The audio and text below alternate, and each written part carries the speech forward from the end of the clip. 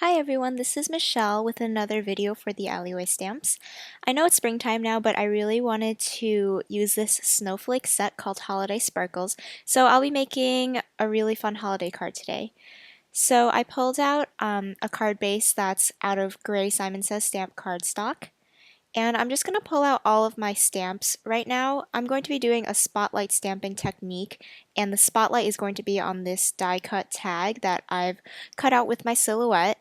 So I'm just placing that on the card, and I already know where I think it's going to go, so I'm just going to place it down there and arrange all of these stamps around it, making sure to have parts of the stamp that are on the tag as well as overlapping onto the card base. So I have a stamp press here, and I'm just going to mount all of these stamps at once by pressing that down. And I'm actually going to take out the sentiment stamp for now, just because I want to make sure it's straight when I stamp it onto my tag later. And right now I'll be stamping on the card base, so there's no need to have the sentiment since it'll be covered up. So I just prepped my card base by using an anti-static powder bag, and I inked up my stamps with Versamark ink because I'll be embossing. And I pulled out a silver tinsel embossing powder by Ranger. I've had trouble in the past with glitter embossing powders and having them rub off, but this silver one worked really well, so it's really high quality, and that's why I decided to use it for all of the stamping on this card. So I just pressed down all of my stamps, and since there are a lot of stamps mounted on there, I made sure to press each of them individually on the stamp press to make sure it was covered. And I didn't take my stamps off of that stamp press because I want them in the same exact position. So now I prepped my tag as well, and I'm inking up the same stamps in the same exact position.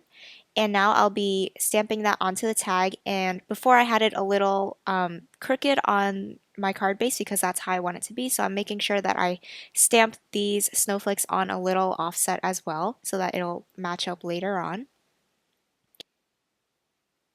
And then after I have those snowflakes stamped, I'm going to bring in my sentiment right now.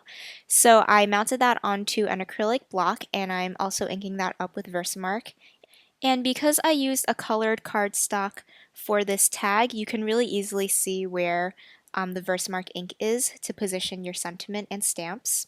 And then I covered the whole thing with the silver embossing powder. So I'm just going to clean that up, and then I can go back to the card base that I had started earlier.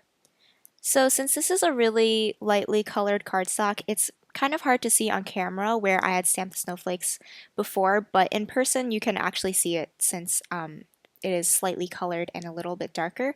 So I'm just taking the stamps, and I pulled them off of the stamp press now because we don't need them to be lined up anymore.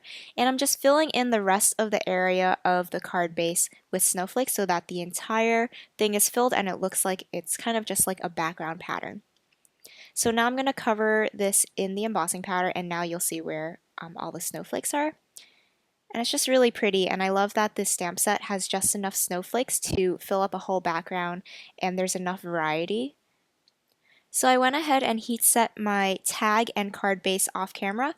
And a little trick, if you find that your glitter embossing kind of flies everywhere when you're heat setting it, you can heat it from the underside of your paper first to get it all melted so that when you bring it to the front, the glitter doesn't fly off everywhere.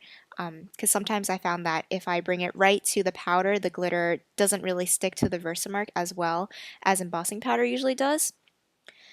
So then I brought out some sheer ribbon, which I'm going to tie to the top of the tag, and this just matches with the purple color that I used for the tag. And I'm just going to tie it in a simple knot at the top. And then once that's all tied up, I'm going to trim the edges so that it's a little shorter. And this is just a really nice addition of dimension. So now I'm going to put some foam squares on the back of my tag just to pop it out a little bit more. And now I'm going to place it, and you can see how my stamped images on the tag line up exactly with the card base, which is exactly what I wanted. So that's the whole trick to keeping your stamps mounted onto the stamp press when you're doing this. And then you can really spotlight your stamps using any kind of shape. You don't just have to do a tag. Maybe you could do like a circle or any other die that you have.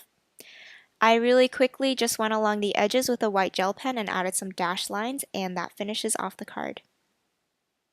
So here are some close-up photos. You can see how well this silver glitter embossing powder worked both on the gray cardstock and the purple, and I just think it gives a really fun effect to spotlight your stamps. Thank you so much for watching. On screen here, you can click to subscribe to the Alleyway Stamps or my YouTube channel, and you can also view the past 3 videos that I've done for the Alleyway Stamps. You can find more information on the supplies I use at the blogs listed below. Thank you so much for watching, and I hope to see you again soon.